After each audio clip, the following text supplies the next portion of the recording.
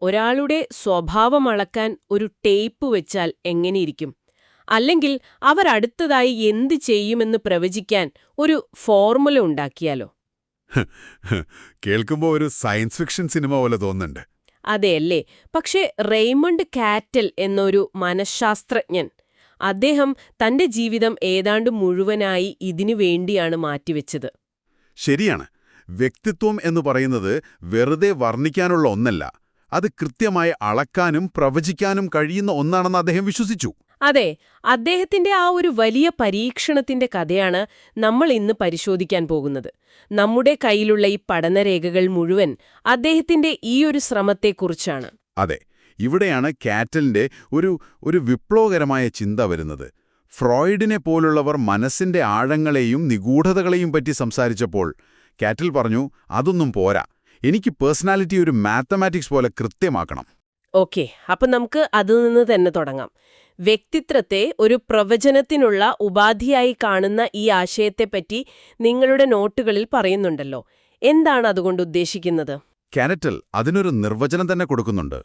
ഒരു പ്രത്യേക സാഹചര്യത്തിൽ ഒരാൾ എന്തു ചെയ്യും എന്ന് പ്രവചിക്കാൻ സഹായിക്കുന്ന ഒന്നാണ് വ്യക്തിത്വം. പ്രവചനം. അതെ, ഇതിനെ അദ്ദേഹം ഒരു ഫോർമുല പോലെ തന്നെ അവതരിപ്പിച്ചു. R=F(S)P). ഓഹോ, R(S)P. സ്കൂളിൽ കണക്ക് പഠിക്കുന്നത് ഓർമ്മ വരുന്നു. എന്താണ് ഈ അക്ഷരങ്ങൾ? ഇവിടെ R എന്ന് പറഞ്ഞാൽ റെസ്പോൺസ്, അതായത് ഒരാളുടെ പെരുമാറ്റം. S എന്നത് സ്റ്റിമുലസ് സിറ്റുവേഷൻ, അതായത് ആ വ്യക്തി നേരിടുന്ന സാഹചര്യം. ശരി. പിന്നെ P അതാണ് പേഴ്സണാലിറ്റി. ലളിതമായി പറഞ്ഞാൽ ഒരു സാഹചര്യവും S, ഒരു വ്യക്തിയുടെ സ്വഭാവഘടനയും P നമുക്കറിയാമെങ്കിൽ ആ വ്യക്തിയുടെ പ്രതികരണം R നമുക്ക് പ്രവചിക്കാൻ കഴിയും. അതായത് സൈക്കോളജിയെ ഫിസിക്സ് പോലെ ഒരു കൃത്യതയുള്ള ശാസ്ത്രമാക്കാനുള്ള ഒരു ശ്രമം. അതെ അതെ, വലിയൊരു അവകാശവാദം തന്നെയായിരുന്നു അത്. കൊള്ളാം. അപ്പോൾ ഈ വ്യക്തിത്വത്തിന്റെ, ഈ പിയുടെ അടിസ്ഥാന ഘടകങ്ങൾ എന്തൊക്കെയാണ്? അതിനെ എങ്ങനെയാണ് അദ്ദേഹം അളക്കാൻ ശ്രമിച്ചത്? ആ അടിസ്ഥാന ഘടകങ്ങളെയാണ് അദ്ദേഹം ട്രെയ്റ്റുകൾ എന്ന് വിളിച്ചത്. അതായത് വ്യക്തിത്വത്തിന്റെ ബിൽഡിംഗ് ബ്ലോക്കുകൾ. ട്രെയ്റ്റുകൾ. അതെ, ഈ ട്രെയ്റ്റുകളെ കണ്ടെത്താനാണ് അദ്ദേഹം ഫാക്ടർ അനാലിസിസ് എന്നൊരു സ്റ്റാറ്റിസ്റ്റിക്കൽ രീതി ഉപയോഗിച്ചത്. നിങ്ങളുടെ നോട്ടുകളിൽ ആ വാക്ക് പലതവണ ആവർത്തിക്കുന്നുണ്ടല്ലോ. ഉണ്ട്, ഫാക്ടർ അനാലിസിസ്. നിങ്ങൾ അയച്ചു തന്ന നോട്ടുകളിൽ എന്റെ കണ്ണുടക്കിയ ഒരു വാക്കാണത്. കേൾക്കുമ്പോൾ കുറച്ച് കോംപ്ലിക്കേറ്റഡ് ആയി തോന്നുന്നു. ശരിയാണ്. ഇതൊരു തരം ഡാറ്റാ മൈനിംഗ് പോലെയാണോ? ഒരുപാട് വിവരങ്ങളിൽ നിന്ന് പാറ്റേണുകൾ കണ്ടെത്തുന്നത് പോലെ. വളരെ ശരിയായ ഒരു താരതമ്യമാണത്. ഫാക്ടർ അനാലിസിസിൽ ആദ്യം ആയിരക്കണക്കിന് ആളുകളിൽ നിന്ന് ഒരുപാട് ഡാറ്റ ശേഖരിക്കും. അത് ചോദ്യാവലികളിലൂടെയോ ഇന്റർവ്യൂകളിലൂടെയോ ഒബ്സർവേഷനിലൂടെയോ ഒക്കെ ആവാം. എന്നിട്ട് ഈ വിവരങ്ങളെല്ലാം കമ്പ്യൂട്ടറിന്റെ സഹായത്തോടെ പരസ്പരം ബന്ധിപ്പിക്കും. അവയിൽ ഒരുപോലെ പെരുമാറുന്ന അല്ലെങ്കിൽ എപ്പോഴും ഒരുമിച്ച് കാണുന്ന സ്വഭാവങ്ങളെ ഒരു ഗ്രൂപ്പാക്കും. ക്ലസ്റ്റേഴ്സ്. അതെ, ക്ലസ്റ്റേഴ്സ്. എന്നിട്ട് ആ ഗ്രൂപ്പിന്റെ എല്ലാം അടിസ്ഥാനത്തിലുള്ള പൊതുവായ ഫാക്ടർ എന്താണെന്ന് കണ്ടെത്തും. ഒരു ഉദാഹരണം പറയാമോ? പറയാം. ഒരാൾക്ക് പൊതുവെ ശ്രദ്ധക്കുറവാണ്, തീരുമാനമെടുക്കാൻ ബുദ്ധിമുട്ടാണ്, എപ്പോഴും ഒരു അസ്വസ്ഥതയുണ്ട്. ഈ 3 കാര്യങ്ങളും പലപ്പോഴും ഒരുമിച്ച് കാണുന്നുണ്ടെങ്കിൽ ഇതിന്റെ എല്ലാം അടിസ്ഥാനത്തിലുള്ള ഒരു പൊതുഘടകമായി ന്യൂറോട്ടിസിസം എന്ന ട്രെയ്റ്റിനെ ഫാക്ട് അനാലിസിസിലൂടെ കണ്ടെത്താൻ സാധിക്കും. ഓക്കെ, അപ്പോ ഒരുപാട് ഡേറ്റയിൽ നിന്ന് വ്യക്തിത്വത്തിന്റെ അടിസ്ഥാന ഘടകങ്ങളെ വേർതിരിച്ചെടുക്കുന്ന ഒരു അരിപ്പ പോലെയാണ് ഈ ഫാക്ടർ അനാലിസിസ്. അതെ, ഒരു അരിപ്പ. ഈ രേഖകൾ പറയുന്നത് കാറ്റൽ ഈ ട്രെയ്റ്റുകളെ പലതായി തരംതിരിച്ചിട്ടുണ്ടെന്നാണ്. അതില് പ്രധാനപ്പെട്ട ഒന്നാണ് സർഫേസ് ട്രെയ്റ്റുകളും സോഴ്സ് ട്രെയ്റ്റുകളും. ഇത് കേട്ടിട്ട് എനിക്കൊരു കൺഫ്യൂഷൻ. എന്താണിവ തമ്മിലുള്ള വ്യത്യാസം? ഒരു മഞ്ഞുമലയെക്കുറിച്ച് ചിന്തിച്ചു നോക്കൂ. ഓക്കെ. നമുക്ക് വെള്ളത്തിന് മുകളിൽ കാണാൻ കഴിയുന്ന ഒരു ചെറിയ ഭാഗമില്ലേ? അതെ. അതാണ് സർഫേസ് ട്രെയ്റ്റുകൾ. പുറമേ കാണുന്ന ഒരുമിച്ച് ഗ്രൂപ്പായി വരുന്ന പെരുമാറ്റങ്ങൾ. ഉദാഹരണത്തിന്, ഒരാൾ എപ്പോഴും പാർട്ടിക്ക് പോകുന്നു, ഒരുപാട് സംസാരിക്കുന്നു, പുതിയ ആളുകളെ പരിചയപ്പെടാൻ ഇഷ്ടപ്പെടുന്നു. ഇതെല്ലാം ഒരുമിച്ച് ചേർത്ത് നമ്മൾ അയാളെ ഒരു സോഷ്യബിൾ വ്യക്തിയെന്ന് വിളിച്ചേക്കാം. അതൊരു സർഫേസ് ട്രെയ്റ്റാണ്. അപ്പോൾ സോഴ്സ് ട്രെയ്റ്റുകളോ? അത് മഞ്ഞുമലയുടെ വെള്ളത്തിനടിയിലുള്ള വലിയ ഭാഗം പോലെയാണോ? കൃത്യമായി. ആ വെള്ളത്തിനടിയിലുള്ള ഭാഗമാണ് മുകളിലുള്ളതിനെ താങ്ങി നിർത്തുന്നത്. അതുപോലെ ഈ പുറമേ കാണുന്ന പെരുമാറ്റങ്ങളുടെയെല്ലാം അടിസ്ഥാന കാരണമാണ് സോഴ്സ് ട്രെയ്റ്റുകൾ. ഓ, അപ്പോൾ അതാണ് യഥാർത്ഥ അടിത്തറ. അതെ, അവയാണ് വ്യക്തിത്വത്തിന്റെ യഥാർത്ഥ അടിത്തറ. നേരത്തെ പറഞ്ഞ സോഷ്യബിൾ എന്ന സർഫേസ് ട്രെയ്റ്റിന് പിന്നിൽ ബഹിർമുഖത്വം അല്ലെങ്കിൽ എക്സ്ട്രാവേർഷൻ എന്നൊരു സോഴ്സ് ട്രേറ്റ് ഉണ്ടാകാം. കാറ്റലിന്റെ അഭിപ്രായത്തിൽ ഈ സോഴ്സ് ട്രേറ്റുകളാണ് കൂടുതൽ പ്രധാനം. കാരണം അവ സ്ഥിരതയുള്ളവയാണ്. അതെ, അവ സ്ഥിരതയുള്ളവയാണ്. അപ്പോൾ ഈ സോഴ്സ് ട്രേറ്റുകൾ എത്രയെണ്ണമുണ്ട്? ഒരുപാടുണ്ടോ? ഫാക്ടർ അനാലിസിസ് എന്ന അരിപ്പ ഉപയോഗിച്ച് കാറ്റൽ അവസാനം എത്തിച്ചേർന്നത് 16 അടിസ്ഥാന സോഴ്സ് ട്രേറ്റുകളിലാണ്. 16? അതെ, ഇതിനെ അടിസ്ഥാനമാക്കി അദ്ദേഹം വികസിപ്പിച്ചെടുത്ത പേഴ്സണാലിറ്റി ടെസ്റ്റാണ് വളരെ പ്രശസ്തമായ 16PF, അതായത് 16 പേഴ്സണാലിറ്റി ഫാക്ടർ ക്വസ്റ്റ്യനെയർ. 16 ചോദ്യങ്ങൾക്കുത്തരം നൽകി ഒരാളുടെ മൊത്തം വ്യക്തിത്വം മനസ്സിലാക്കാൻ പറ്റുമോ? ഇതൊരു തരം ആൾക്കാരെ ഓരോരോ പെട്ടികളിലാക്കുന്നത് പോലെയല്ലേ? നല്ല ചോദ്യമാണ്. ഇത് ആളുകളെ പെട്ടികളിലാക്കുന്നതിനുപരി ഓരോ വ്യക്തിക്കും ഈ 16 ഘടകങ്ങളിലും എവിടെയാണ് സ്ഥാനം എന്ന് കണ്ടെത്താനാണ് ശ്രമിക്കുന്നത്. ഒരു സ്കെയിൽ പോലെ. അതെ, ഒരു സ്കെയിൽ പോലെയാണ്. ഉദാഹരണത്തിന്, ഒരു ട്രേറ്റ് ഔട്ട്ഗോയിങ് റിസർവ്ഡ് എന്നതാണ്. നിങ്ങളൊരു കടുത്ത ബഹിർമുഖനോ അന്തർമുഖനോ ആകണമെന്നില്ല. ആ സ്കെയിലിൽ എവിടെയും വരാം. ശരിയാണ്. അതുപോലെ ഡോമിനന്റ്, സബ്മിസീവ്, റിലാക്സ്ഡ്, ടെൻസ് എന്നിങ്ങനെ 16 സ്കെയിലുകളുണ്ട്. ഈ 16 സ്കെയിലുകളിലെ നിങ്ങളുടെ സ്കോറുകൾ ചേർന്നാണ് നിങ്ങളുടെ തനതായ ഒരു വ്യക്തിത്വ ചിത്രമുണ്ടാവുന്നത്. ഓക്കേ, അപ്പോൾ ഈ 16 ഘടകങ്ങളാണ് നമ്മുടെ വ്യക്തിത്വത്തിന്റെ അടിത്തറ. അത് വ്യക്തമായി.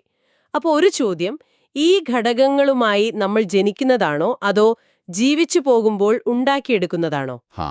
ആ പ്രകൃതി പരിസ്ഥിതി തർക്കത്തിൽ കാറ്റൽ എവിടെയായിരുന്നു? അവിടെയാണ് കാറ്റലിന്റെ അടുത്ത തരംതിരിവ് വരുന്നത്. കോൺസ്റ്റിറ്റ്യൂഷണൽ ട്രേറ്റ്സ്, അതായത് ജൈവപരമായവ, പിന്നെ എൻവയോൺമെന്റൽ മോൾ ട്രേറ്റ്സ്, അതായത് പരിസ്ഥിതിയാൽ രൂപപ്പെട്ടവ. പേര് കേൾക്കുമ്പോൾ തന്നെ ഏകദേശം മനസ്സിലാകുന്നുണ്ട്.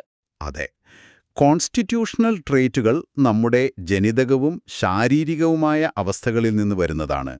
എന്നാൽ എൻവയോൺമെന്റൽ മോൾഡഡ് ട്രേറ്റുകൾ നമ്മൾ വളരുന്ന സാമൂഹികവും ഭൗതികവുമായ ചുറ്റുപാടുകളുടെ സ്വാധീനത്താൽ രൂപപ്പെടുന്നവയാണ്.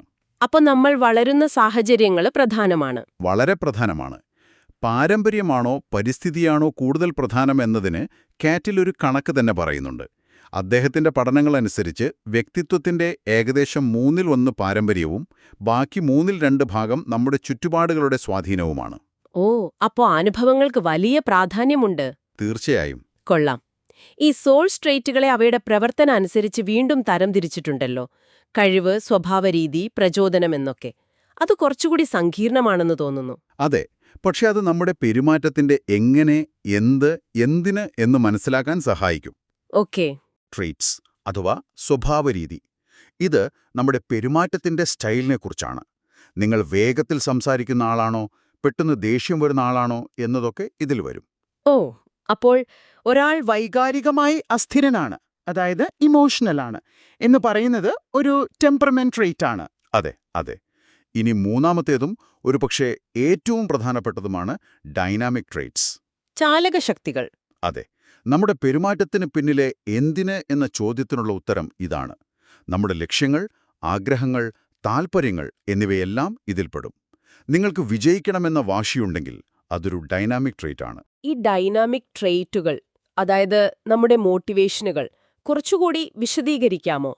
എർഗ്, സെന്റിമെന്റ് എന്നൊക്കെ ചില പുതിയ വാക്കുകൾ ഈ രേഖകളിൽ കാണുന്നുണ്ട്. തീർച്ചയായും. നമ്മുടെ മോട്ടിവേഷനുകളുടെ ഘടന മനസ്സിലാക്കാൻ കാറ്റൽ ശ്രമിച്ചത് ഇവിടെയാണ്. അദ്ദേഹം അതിനെ 3ആയി തിരിച്ചു. 1, ആറ്റിറ്റ്യൂഡ്സ്.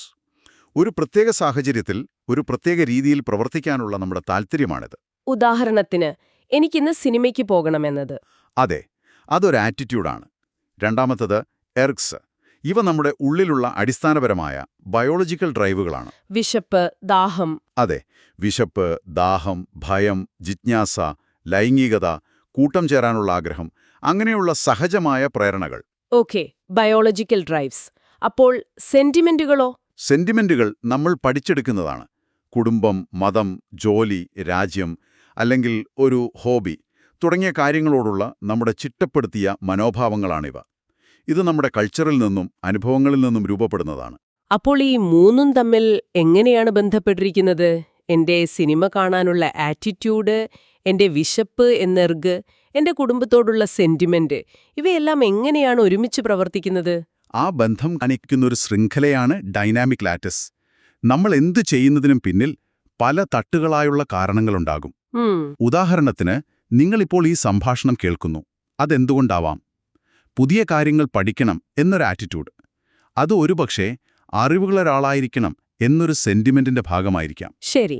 ആ സെന്റിമെന്റിന്റെയും പിന്നിൽ ചുറ്റും നടക്കുന്നതിനെപ്പറ്റി അറിയാനുള്ള ഒരു അടിസ്ഥാന ജിജ്ഞാസ, അതായത് ഒരു ക്യൂരിയോസിറ്റി ഏർക്കുണ്ടാവാം. ഈ ഒരു വലയാണ് ഡൈനാമിക് ലാറ്റസ്. ഓക്കെ. അപ്പോൾ നമ്മുടെ ചെറിയ ചെറിയ ആഗ്രഹങ്ങൾ വലിയ സെന്റിമെന്റുകൾക്കും ആ സെന്റിമെന്റുകൾ അടിസ്ഥാനപരമായ എർഗുകൾക്കും വേണ്ടിയായിരിക്കും പ്രവർത്തിക്കുന്നത്. അതെ, വളരെ ശരിയാണ്. വളരെ വ്യക്തമായി.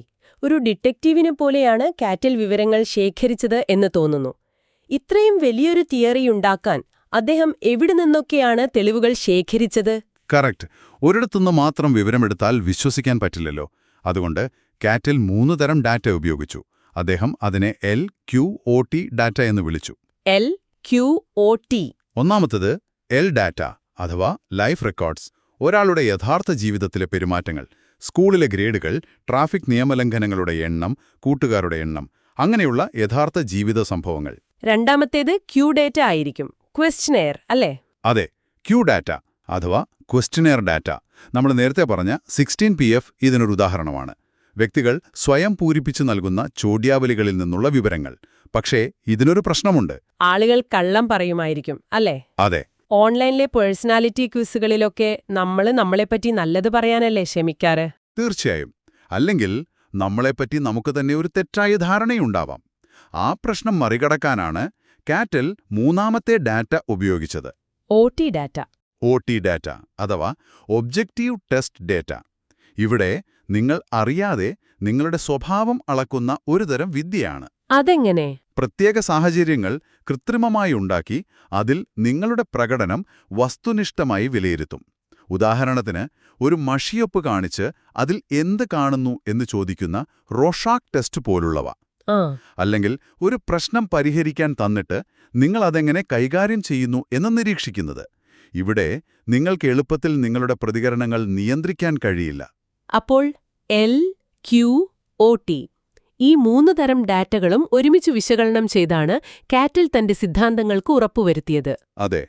അപ്പോൾ വ്യക്തിത്വത്തെ ഗണിതശാസ്ത്രപരമായി അപഗ്രഥിച്ച് അതിന്റെ അടിസ്ഥാന ഘടകങ്ങളായ 16 സോഴ്സ് ട്രേറ്റുകൾ കണ്ടെത്തി അതുവഴി ഒരു വ്യക്തിയുടെ പെരുമാറ്റം പ്രവചിക്കാൻ ശ്രമിച്ച ഒരു വലിയ സിദ്ധാന്തമാണ് റെയ്മണ്ട് കാറ്റലിന്റേത്. തീർച്ചയായും. 16PF പോലുള്ള ഉപകരണങ്ങൾ ഇന്നും പല കമ്പനികളും ജോലിക്ക് ആളെ എടുക്കുമ്പോഴും മറ്റും ഉപയോഗിക്കുന്നുണ്ട് എന്നത് ഈ സിദ്ധാന്തത്തിന്റെ ഒരു പ്രാക്ടിക്കൽ വശം കാണിക്കുന്നുണ്ട്. ശരിയാണ്. വ്യക്തിയുടെ സ്വഭാവത്തെ ഇത്രയധികം ചിട്ടയോടെയും ശാസ്ത്രീയമായും പഠിക്കാൻ ശ്രമിച്ചു എന്നതാണ് കാറ്റലിന്റെ ഏറ്റവും വലിയ സംഭാവന. അദ്ദേഹത്തിന്റെ രീതികൾക്ക് വിമർശനങ്ങളുണ്ടെങ്കിലും വ്യക്തിത്വ മനഃശാസ്ത്രത്തിന് അദ്ദേഹം നൽകിയ അടിത്തറ വളരെ വലുതാണ്. ഈ ചർച്ചയുടെ അവസാനം നമ്മൾ നേരത്തെ മാറ്റിവെച്ച ആ വിഷയത്തിലേക്ക് വരാം. പരിസ്ഥിതി വ്യക്തിത്വത്തെ സ്വാധീനിക്കുന്നതിനെപ്പറ്റി പറഞ്ഞപ്പോൾ ഒരു ഗ്രൂപ്പിന്റെ സ്വഭാവത്തെക്കുറിച്ച് നിങ്ങൾ സൂചിപ്പിച്ചിരുന്നു. അതെന്താണ്? അതെ, അതൊരു രസകരമായ ആശയമാണ്. കാറ്റൽ വ്യക്തികളുടെ ട്രീറ്റുകളെക്കുറിച്ച് മാത്രമല്ല സംസാരിച്ചത്, ഒരു കൂട്ടായ്മയുടെ, അതായത് ഒരു ഗ്രൂപ്പിന്റെ വ്യക്തിത്വത്തെക്കുറിച്ചും അദ്ദേഹം സംസാരിച്ചു. ഒരു ഗ്രൂപ്പിന് പേഴ്സണാലിറ്റിയോ? കുടുംബങ്ങൾ, സ്കൂളുകൾ, എന്തിന് രാജ്യങ്ങൾക്ക് വരെ അവരുടേതായ വ്യക്തിത്വ സവിശേഷതകളുണ്ടെന്ന് അദ്ദേഹം പറഞ്ഞു. ഇതിനെ അദ്ദേഹം വിളിച്ചത് സിൻറ്റാലിറ്റി എന്നാണ്. സിൻറ്റാലിറ്റി? അതെ. ഒരു വ്യക്തിക്ക് പേഴ്സണാലിറ്റി ഉള്ളതുപോലെ ഒരു ഗ്രൂപ്പിന് സിൻറ്റാലിറ്റി ഉണ്ട്. അത് വളരെ രസകരമായ ഒരു ആശയമാണല്ലോ. ഒരു രാജ്യത്തിന് വ്യക്തിത്വമുണ്ടോ? ഉദാഹരണത്തിന്, ഒരു രാജ്യത്തിലെ ആളുകളുടെ പൊതുവായ മനോവീര്യം, അവരെത്രത്തോളം കഠിനാധ്വാനികളാണ്, അവരുടെ സംസ്കാരം, ഐക്യം, ഇതെല്ലാം ചേർന്ന് ആ രാജ്യത്തിന്റെ സിൻറ്റാലിറ്റി രൂപപ്പെടുത്തുന്നു. അതുപോലെ ഒരു ഫുട്ബോൾ ടീമിന്റെ സിൻറ്റാലിറ്റി അവരുടെ കളിരീതിയെയും വിജയസാധ്യതയെയും സ്വാധീനിക്കും. അപ്പോൾ ഈ ചർച്ച കേൾക്കുന്ന നിങ്ങളോട് ഞങ്ങൾക്കൊരു ചോദ്യമുണ്ട്. അതെ, നിങ്ങൾ ഭാഗമായ ഒരു ഗ്രൂപ്പിനെക്കുറിച്ച് ചിന്തിക്കുക. അത് നിങ്ങളുടെ കുടുംബമോ സുഹൃത്തുവലയമോ നിങ്ങൾ ജോലി ചെയ്യുന്ന സ്ഥാപനമോ ആകട്ടെ. അതിനൊരു പൊതുവായ വ്യക്തിത്വമുണ്ടോ? നിങ്ങളുടെ ഗ്രൂപ്പിന്റെ സിൻറ്റാലിറ്റി എന്തായിരിക്കും? ആ ഗ്രൂപ്പിന്റെ സ്വഭാവം നിങ്ങളുടെ സ്വന്തം സ്വഭാവത്തെ എങ്ങനെയാണ് സ്വാധീനിക്കുന്നത്? ഇതിനെക്കുറിച്ച് ചിന്തിക്കുന്നത് കാറ്റലിന്റെ ഈ വലിയ ആശയങ്ങളെ നമ്മുടെ സ്വന്തം ജീവിതവുമായി ബന്ധിപ്പിക്കാൻ സഹായിക്കും.